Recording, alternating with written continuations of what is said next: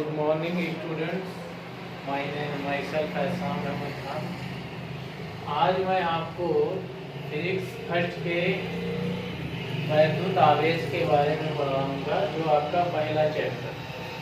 आवेश जो होता है किसी पदार्थ का मूल कण होता है और उसी के आधार पे हम ये कह सकते हैं कि वो पदार्थ किसी भी चीज का बल का वो अनुभव कर सकता है या उस पे बल लगता है। बिना आवेश के बल की परिकल्पना नहीं की जा सकती, बल के बारे में नहीं सोचा जा सकता।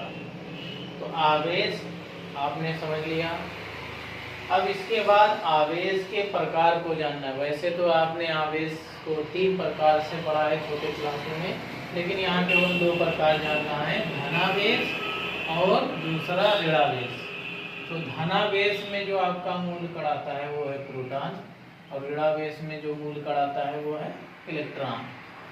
अब आवेश को लिखते हैं स्मॉल क्यू से, तो इसलिए हमने इसको प्रोटॉन का आवेश लिखना है, इसलिए क्यू पी लिख दिया। इसका जो आंतरिक मान होता है, क्योंकि ये धनावेश है इसलिए प्लस साइन लगा है, मान होता है 1.6 × 10⁻⁻⁰ कूलम। ऐसे ही इलेक्ट्रॉन है तो क्यू की हो गया ई फॉर इलेक्ट्रॉन, इसकी वैल्यू माइनस में हो जाएगी ऋणावेश होने की वजह से 1.6 × 10⁻⁻19 कूलम। अब जो आपका दूसरा जो कण है वो है अल्फा। तो अल्फा कण जो होता है उसको आप लिखेंगे क्यू अल्फा, ये अल्फा का चिन्ह है।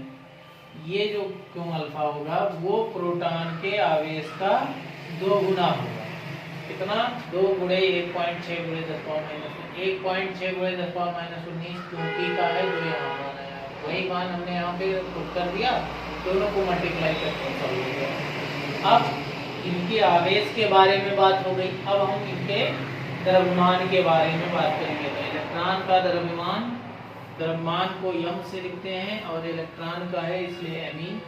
इसकी वैल्यू आपको याद रखनी है 9.1 × 10⁻−31 kg, किलोग्राम में ये भाग होता है। ऐसे ही इलेक्ट्रॉन के स्थान पे हम प्रोटॉन की बात करें तो प्रोटॉन का जो द्रव्यमान होगा वो होगा mp। ये वैल्यू 1.67 × 10⁻−27 kg होता है। ऐसे ही तीसरा आपने पढ़ा था अल्फा कण। तो अल्फा कण की अगर हम बात करें, अल्फा कण का जो द्रव्यमान होता है उसको हम लिखेंगे m अल्फा। और इसको याद रखने का तरीका यही है कि अल्फा कण की तुलना हमेशा प्रोटॉन वाले से की जाएगी। अगर आवेश होगा तो 2 गुना और अगर द्रव्यमान होगा तो 4 गुना।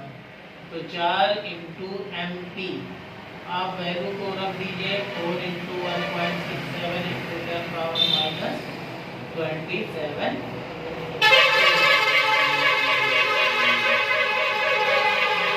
ये आपके असाइनमेंट के 6 पॉइंट क्लियर हो गए हैं।